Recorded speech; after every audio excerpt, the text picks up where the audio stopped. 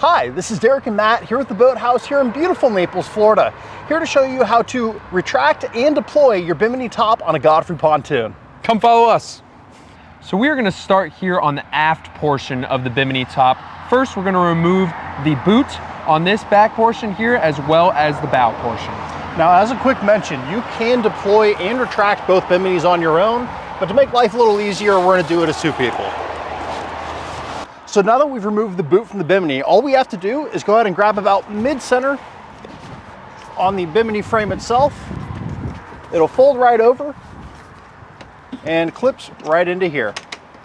So now Derek and I are going to come to the forward Bimini and remove the forward Bimini boot to get ready to deploy this one so they can connect. On this boat, we will have a connector piece that brings these two Biminis together, which zipper together rather than what you'll find from some other manufacturers with a Velcro or just an overhang between the two Biminis, giving you complete shade throughout the boat. Again, this is Matt and Derek with the Boathouse in Naples. Thank you guys so much for watching, and feel free to subscribe and like our video.